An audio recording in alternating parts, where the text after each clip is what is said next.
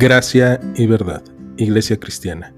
Te invitamos a que escuches con nosotros este estudio y que sea de edificación para tu vida.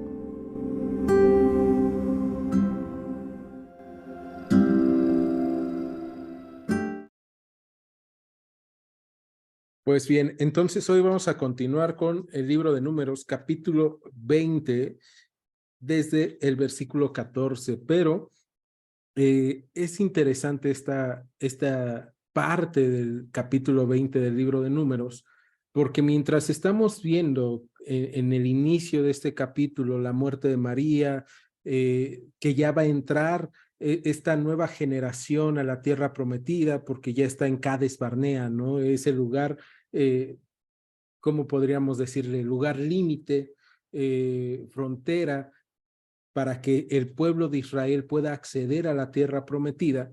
Entonces, vamos a estar viendo este cambio generacional.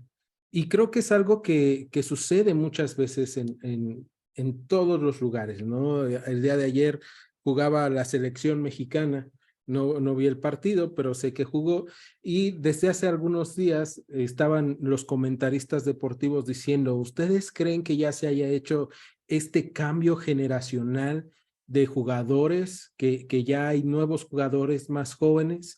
Y creo que es lo natural en este mundo, en esta tierra, lo natural es que haya cambios generacionales, ¿no? Que las nuevas generaciones lleguen y avancen.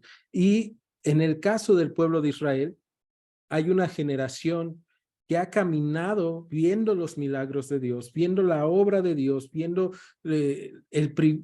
el privilegio de que Dios vaya delante de ellos en una columna de nube, en una columna de fuego, pero es una generación que se ha levantado continuamente en contra de Dios. Y tenemos también una generación que nació desde sus inicios caminando, viendo a Dios entre ellos, teniendo el tabernáculo entre ellos, que ha caminado durante estos 38, casi 40 años o 40 años ya, con el Señor en el desierto, ¿no? Entonces imagínense a alguien que salió de Egipto en el vientre de su madre, en este momento ya lleva 40 años caminando en el desierto, pero ha convivido con el maná, que es un milagro de parte de Dios, ha convivido con que el Señor es el que les ha hecho fructificar, el que les ha dado el privilegio de alimentarse, de beber, de tener sombra, y esta nueva generación es la que va a entrar. Y el día de hoy vamos a hablar justamente de dos tipos de personas de las cuales tú y yo podemos llegar a ser. Y es que vamos a ser una generación, o somos una generación que va a dejar a otros atrás de ellos. Y entonces vamos al capítulo 20 del libro de Números, versículo 14, y vemos que Moisés envía embajadores al rey de Edom desde Cades, diciendo, así dice Israel tu hermano, tú has sabido todo el trabajo que nos ha venido, cómo nuestros padres descendieron a Egipto y estuvimos en Egipto largo tiempo y los egipcios nos maltrataron y a nuestros padres. Y clamamos al Señor, el cual oyó nuestra voz y envió un ángel y nos sacó de Egipto. Y aquí estamos en Cades, ciudad cercana a tus fronteras. Te rogamos que pasemos por tu tierra. No pasaremos por labranza ni por viña, ni beberemos agua de pozos. Por el camino real iremos sin apartarnos a diestra ni a siniestra hasta que hayamos pasado tu territorio. Bien, vamos a detenernos aquí y en el verso 14, si ustedes se dan cuenta, Moisés le manda a decir al rey de Edom, Israel, tu hermano. Y nosotros nos podemos preguntar, ¿por qué dice que es su hermano? Bien, si nosotros recordamos cuando estudiamos el libro de Génesis, Edom también es conocido como Esaú, ¿no? El pueblo de Edom, los edomitas surgen de Esaú. ¿Se acuerdan quién es Esaú? Esaú es hermano de Jacob. Y de hecho, Esaú nace antes que Jacob. Los dos son, vamos a decir, cuates o gemelos, y Esaú nace antes que Jacob. Y entonces Esaú tenía la primogenitura, pero desde el vientre de su madre, Esaú hace algo que nos sorprende a nosotros, porque él vende a su hermano Jacob su primogenitura a cambio de un plato de lentejas, ¿no? Y esta parte es bien interesante porque entonces vemos, ahí están, son dos pueblos hermanos, dos pueblos que nacen de la voluntad de Dios, del amor y la gracia, pero vemos que son pueblos distintos de acuerdo al caminar de cada uno de sus patriarcas o de cada uno de sus padres. Y ahorita hablábamos de generaciones. ¿Qué es lo que le voy a dejar a mis generaciones? Y creo que es una pregunta que todo mundo nos hacemos. ¿Qué voy a dejar para la posteridad? Hay gente que dice que debes de plantar un árbol, escribir un libro y tener hijos, ¿no? Que eso es lo que va a hacer que quedes para la posteridad. Entonces, nosotros vamos a ver aquí que Esaú enseñó a sus hijos, y lo primero vamos a ver qué tipo de enseñanza le enseñó. Bueno, Esaú finalmente termina perdonando a su hermano, pero el carácter de Esaú nunca fue el estar cerca de Dios, siempre fue estar interesado por cosas materiales, y desde el vientre de su madre lo mostró, ¿no? Se me antojó un plato de lentejas, y no valoró lo que él tenía como primogenitura, no entendió lo que tenía, no entendió el privilegio que tenía. Y muchas veces tú y yo como creyentes nos olvidamos del privilegio que tenemos al estar hoy delante de la presencia de Dios, al sabernos como aquellos que Dios ha escogido. Y entonces, cuando tú y yo hacemos eso, no importa qué pongas en contra de Dios o enfrentándose a Dios.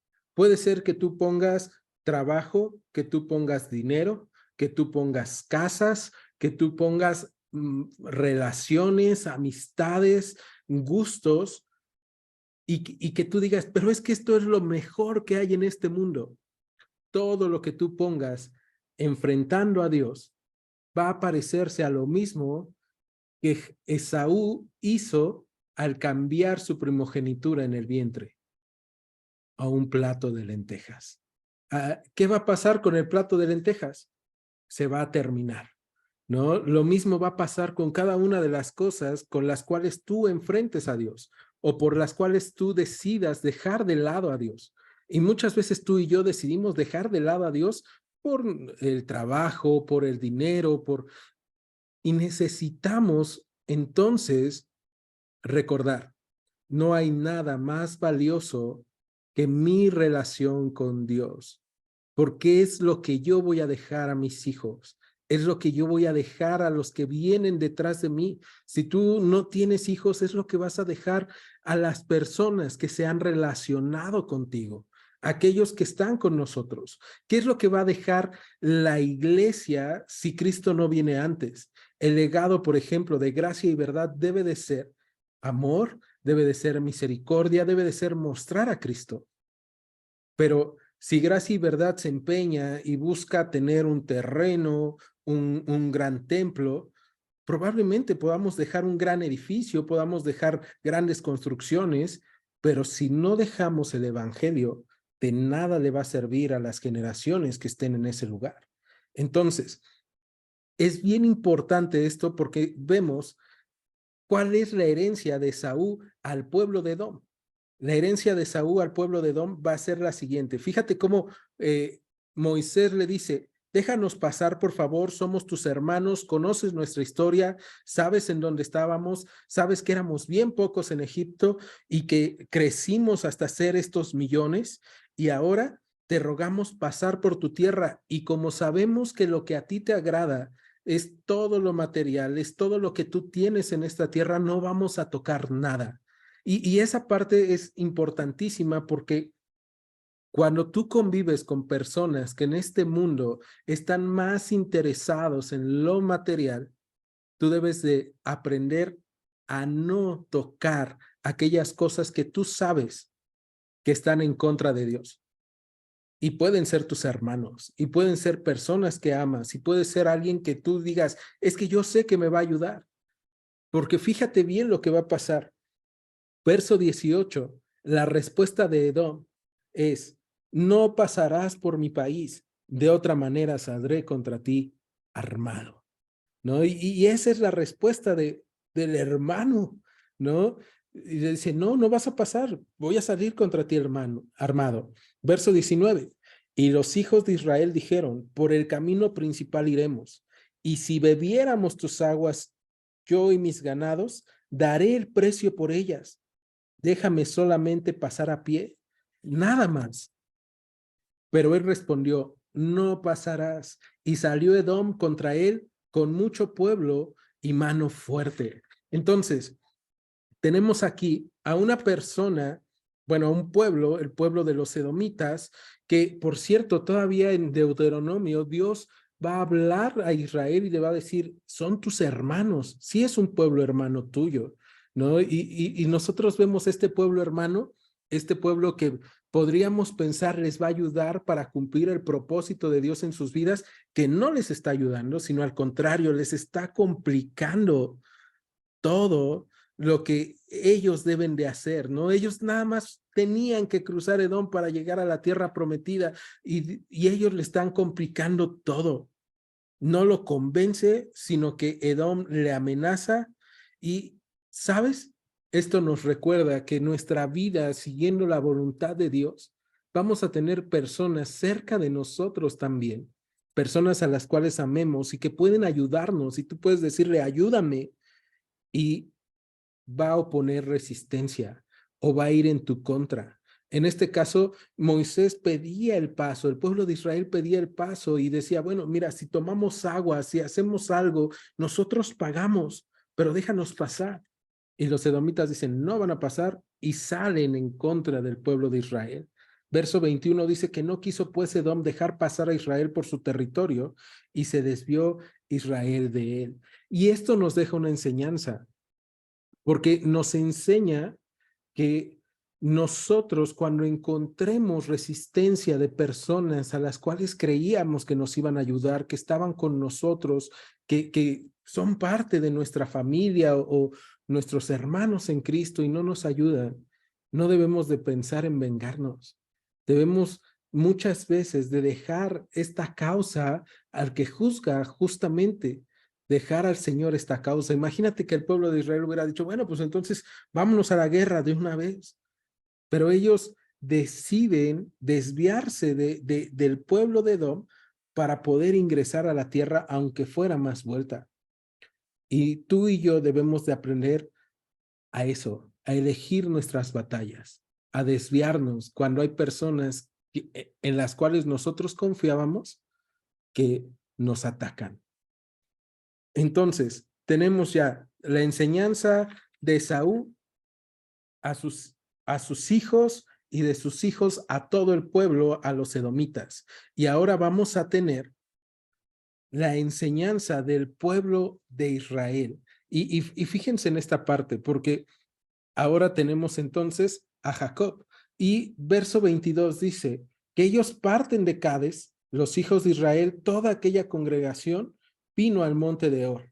¿Y qué es lo que va a pasar en el monte de Or? Verso 23, el Señor le habla a Moisés y Aarón en el monte de Or, en la frontera de la tierra de Edom, diciendo, Aarón será reunido a su pueblo, pues no entrará en la tierra que yo di a los hijos de Israel, por cuanto fueron rebeldes a mi mandamiento en las aguas de la rencilla. Y eso lo vimos la semana pasada, ¿no?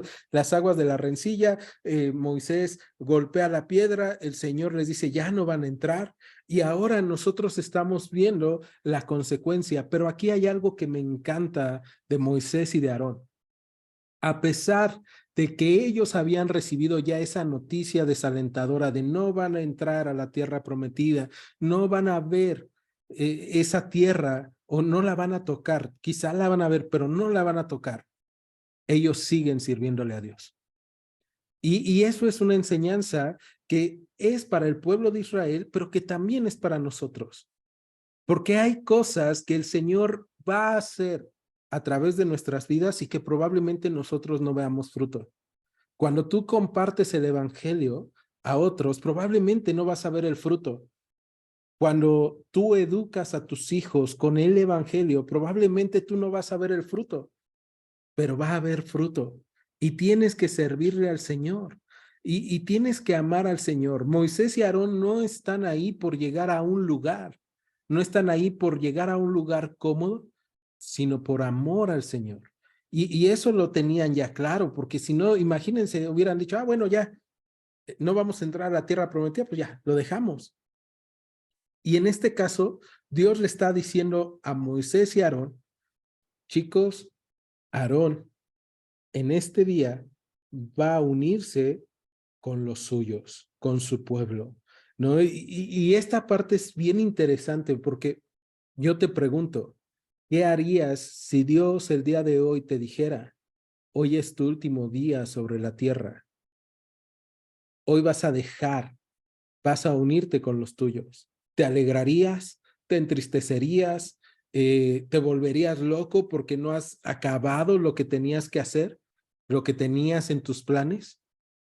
Y esa noticia terrible, tremenda, que a todos nosotros, si no llega a Cristo primero, nos va a llegar, ese anuncio de la muerte, también nos habla de cómo es que nosotros tenemos que vivir y cómo es que nosotros tenemos que compartir nuestra vida con las personas que nos rodean para dejarles un legado.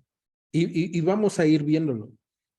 Entonces, verso 25, fíjate lo que Dios le va a decir a Moisés. Toma a Aarón y a Eleazar su hijo y hazlos subir al monte de Hor.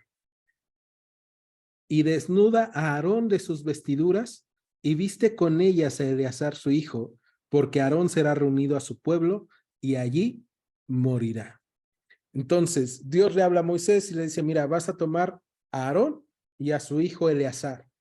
Es bien interesante porque debemos recordar que Aarón tuvo 2 hijos antes de Eleazar, pero esos 2 hijos ofrecieron fuego extraño delante del Señor y fueron consumidos. Entonces, el siguiente es Eleazar. Y Dios le dice a Moisés, tómalos, toma al padre, toma al hijo y que vayan contigo al monte. Y no solamente eso, sino que tú desnudes a Aarón de sus vestiduras. Y dice, y viste con ellas a Eleazar su hijo, ¿no? Entonces, esta parte me encanta el simbolismo que podemos encontrar ahí, porque de lo que estaba vestido Aarón eran de las vestiduras del sumo sacerdote.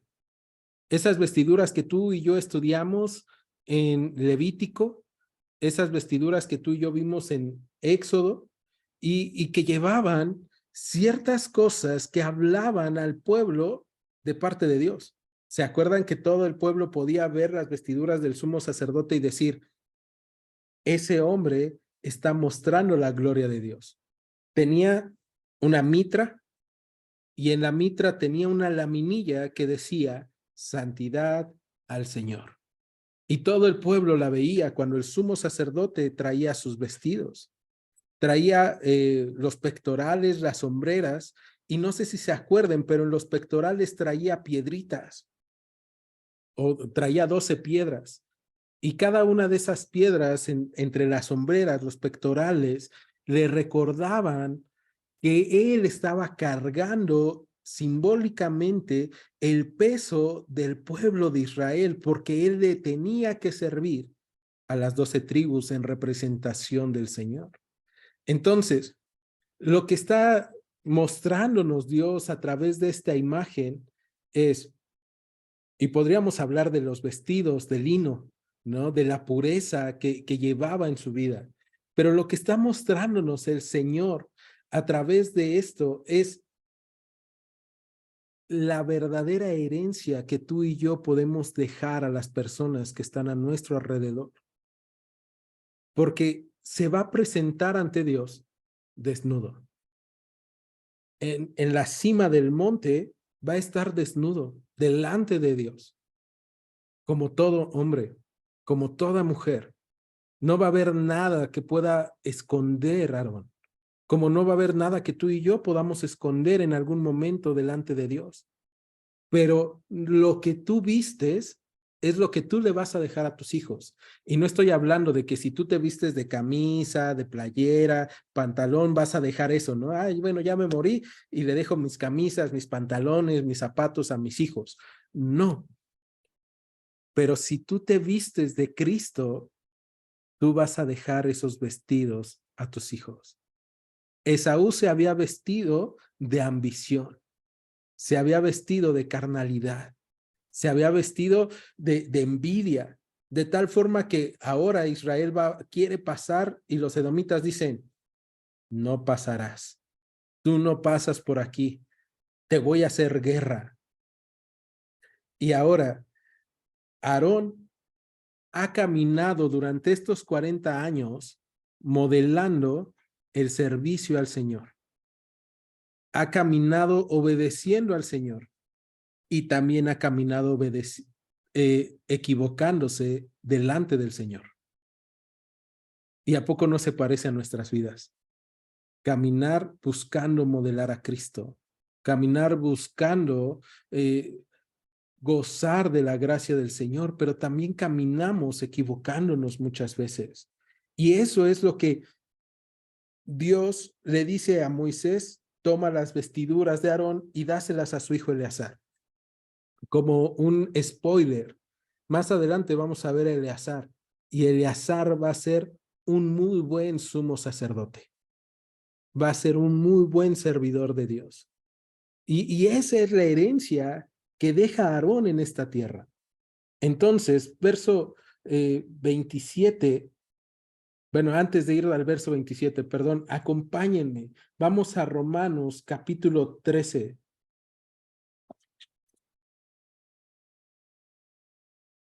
En la carta a los Romanos, en el capítulo 13, el apóstol Pablo va a hablar algo que a nosotros nos va a servir. En el verso 12 va a decirle a la iglesia de Roma lo siguiente: la noche está avanzada y se acerca el día. Desechemos pues las obras de las tinieblas y vistámonos de las armas de la luz. Andemos como de día, honestamente, no en glotonerías y en borracheras, no en lujurias y lascivias, no en contiendas y envidia, sino vístanse del Señor Jesucristo y no provean para los deseos de la carne. Entonces, el apóstol Pablo está hablando a la iglesia en Roma, pero también a nosotros, y dice, hermanos, la noche ya está avanzada, se acerca la luz, o sea, ya viene Cristo, ya viene nuevamente nuestro Señor. Y él dice, andemos como de día, honestamente, vistámonos de las armas de la luz. ¿Y cómo nos estamos vistiendo tú y yo en este tiempo? ¿Cuáles son tus preocupaciones más profundas? Y la semana pasada hablábamos de que hay preocupaciones verdaderas. Hay preocupaciones de necesidades que todos nosotros tenemos. Necesidad de comida, necesidad de vestido, necesidad de cuidado. Pero nuestra preocupación más profunda no debe de ser qué comeré, qué beberé, qué vestiré. De eso tiene cuidado el Señor. Cuando tú y yo nos preocupamos de agradarle, cuando nos preocupamos de seguirle. Y entonces Pablo dice, vístanse de las armas de la luz, o lo que es igual, no anden en glotonerías y borracheras, no anden en lujurias y lascivias, no anden en contiendas, envidias. ¿Cómo andan los edomitas? En contiendas, en envidias, andan enojados. ¿Qué es el reflejo que tú entregas a los que están a tu alrededor? ¿Cómo vivimos nuestro día a día? Y el verso 14 de Romanos 13 dice, vístanse del Señor Jesucristo. Vistámonos del Señor Jesucristo. Y hablando de eso, ahora acompáñame a la carta a los Colosenses que algunos de ustedes están leyendo. Y en el capítulo 3, fíjate lo que va a decir.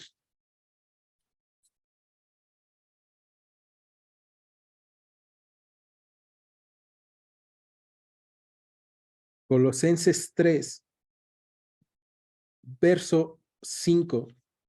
Hagan pues morir lo terrenal en ustedes.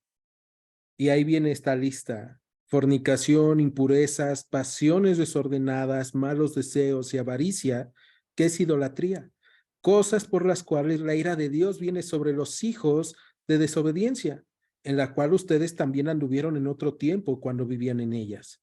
Pero ahora dejen también ustedes todas estas cosas: ira, enojo, malicia, blasfemia, palabras deshonestas de su boca. No se mientan los unos a los otros, habiéndose despojado del viejo hombre con sus hechos. Verso 10. Y revístanse del nuevo, el cual conforme a la imagen del que lo creó, se va renovando hasta el conocimiento pleno.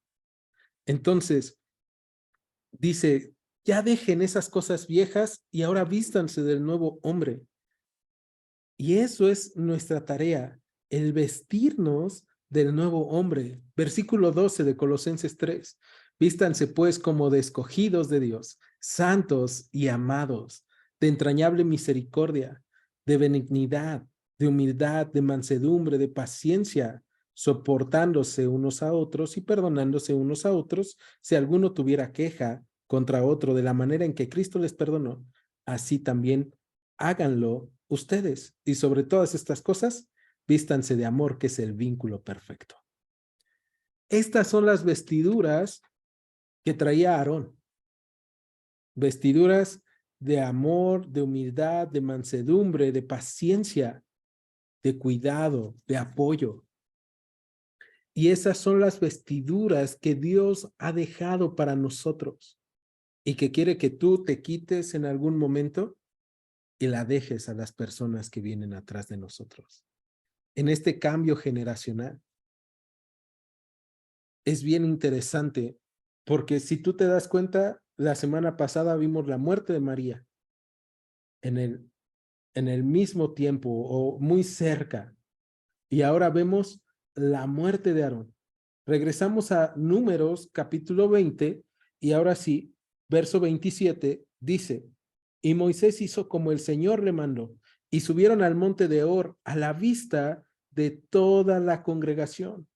Y Moisés desnudó a Aarón de sus vestiduras y se las vistió a Eleazar su hijo, y Aarón murió ahí en la cumbre del monte, y Moisés y Eleazar descendieron del monte. Esta parte me encanta ver cómo es que Moisés obedece. Y les repito, la misma consigna que había sobre Aarón estaba sobre Moisés: vas a morir sin entrar a la tierra prometida. Pero ellos no le estaban sirviendo a Dios por lo que iban a recibir de Dios. Le estaban sirviendo a Dios porque amaban a Dios, porque habían aprendido a amar al Señor, a ya no seguir sus propios caminos. ¿Cómo era Moisés antes de que el Señor lo escogiera para liberar al pueblo en Egipto? Había matado a un hombre, era necio, era muy instruido, pero era necio. Y ahora vemos a un Moisés que es considerado por la misma Biblia como el hombre más manso del mundo, ¿no? El hombre más tranquilo. Y vemos la transformación que hace Dios en un hombre. Y esa misma transformación la hace en Aarón. Aarón termina siendo una representación del sacerdocio de Dios. Dios lo ha transformado en una imagen viviente de él, como Dios nos ha transformado a nosotros en imágenes de Cristo para el mundo, como aquellos que cargan orar unos por otros, como aquellos que cargan amarse unos a otros, que cargan el soportarse, que se visten de amor, que es el vínculo perfecto. Y entonces Moisés dice que quitó a Aarón sus vestiduras y vistió a Eleazar. Y si se dan cuenta, en el verso 27 dice que fue a la vista de toda la congregación. ¿Sabes? Tú y yo podemos tener una fachada perfecta delante de las personas. Así pueden decir, ay, el hermano, la hermana es muy bueno, es muy buena. Pero lo que tú vas a dejarle a las personas que vienen detrás de ti, a las que han convivido contigo, y si tú eres padre, a tus hijos, Si tú eres esposo a tu esposa o a tu esposo, si tú eres miembro de la iglesia, a los que estén en la congregación después de que nosotros no estemos, va a ser lo que nosotros realmente somos, cómo nos hemos vestido. Y si tú y yo nos hemos vestido de verdadero amor, de verdadera gracia, de Cristo, eso vas a dejar. Y si tú estás pensando el día de hoy, le voy a dejar casas a mis hijos, les voy a dejar dinero a mis hijos, les voy a dejar carros a mis hijos, les voy a dejar todo lo que yo tenga, negocios. Ok, pero si tú les dejas todo eso, que es muy bueno, si lo tienes y lo dejas, es muy bueno. Gracias a Dios por tu vida, por la bendición que te ha dado.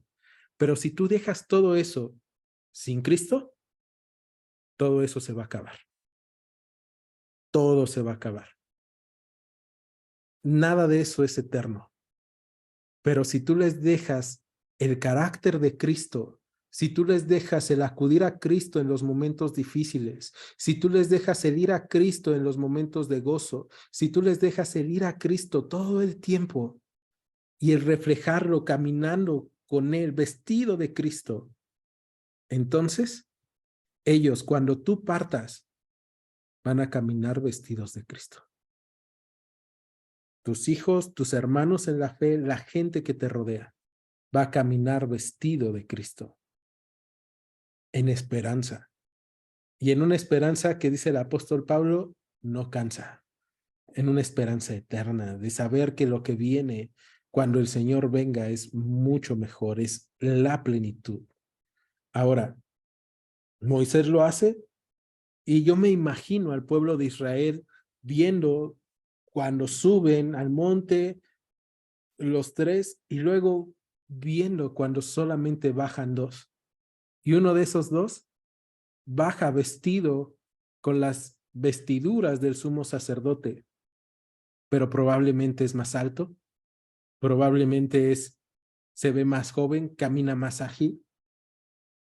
Y dicen, ese no es Aarón, porque el que acaba de bajar es su hijo, pero ha recibido la bendición de representar lo que Dios le había dado a Aarón, la imagen de Cristo o del sacerdocio en la tierra. Y tenemos también aquí algo que me interesa mucho, porque más adelante vamos a ver que Moisés tampoco entra a la tierra prometida. Ya sabemos que Dios se lo había dicho, pero en este capítulo tenemos a la representación de los profetas, a María. Y saben, un profeta, una profecía, no llega a salvar. No importa con qué profeta te juntes, con el profeta apóstol a las naciones, con lo que tú quieras. Una profecía, un profeta no te va a llevar a la salvación, no te va a guiar a la salvación. No importa con qué persona te juntes, que sea un gran predicador, un gran pastor, un gran ministro. Aarón fue un gran servidor de Dios, pero ningún ministro, ningún predicador va a poder salvarnos. No importa tampoco qué tanto conozcas la palabra de Dios. Hay personas, eruditos de la Biblia, que conocen la palabra de Dios. Moisés, que es la representación de la palabra de Dios en este libro, tampoco va a entrar a la tierra prometida. No tiene salvación por conocer mucho. Eso no quiere decir que no conozcas. Eso no quiere decir que no estudies. Eso no quiere decir que no hagas caso a la escritura, que es la palabra profética más segura. Pero ¿quién es el que entra y lleva al pueblo a la tierra prometida? Y eso tú y yo ya lo vimos cuando estudiamos Josué. Es el mismo Josué, que es la representación, en su nombre lo lleva, la representación de Jesús, del Mesías. Solo a través de Cristo podemos tener salvación. Y por eso es tan importante de qué te estás vistiendo, qué vestidos les vas a dejar, qué herencia van a tener las personas que están a tu alrededor. Verso 29 de Números 20, y ahí cerramos. Y viendo toda la congregación que Aarón había muerto, le hicieron duelo por 30 días todas las familias de Israel. Comúnmente el duelo era 7 días y era su familia. Pero Aarón fue un hombre que vistió dignamente las vestiduras sacerdotales, un hombre que se puso entre Dios y el pueblo, un hombre que sirvió, un hombre que amó. Y yo no dudo de que cuando el Señor venga y estemos en su reino, ahí va a estar Aarón. El día de hoy tenemos 2 posibilidades como hemos tenido en las últimas semanas. La posibilidad de dejar lo mejor que tengamos en este mundo y buscar afanarnos en tener la mejor casa, el mejor carro, el mejor negocio y dejar de lado a Dios. O tenemos la posibilidad de obedecer a Dios y confiar en que es mucho mejor lo que Él nos ha prometido y poder llegar a entrar a la tierra prometida, ya sea que vivamos o que muéramos en este tiempo, pero llegar con Él y saber que los que están atrás de nosotros también van a llegar y también van a disfrutar de la paz de Dios que sobrepasa todo entendimiento cuando tengan problemas, que también van a poder disfrutar de la guía de Dios, de la esperanza de descansar en Él en todo tiempo. Ahí están los 2 caminos para nosotros. ¿Me acompañan a orar? En Iglesia Gracia y Verdad, te agradecemos que hayas escuchado este estudio. Te invitamos a que continúes escuchando nuestros próximos estudios. Dios te bendiga. Gracia y Verdad.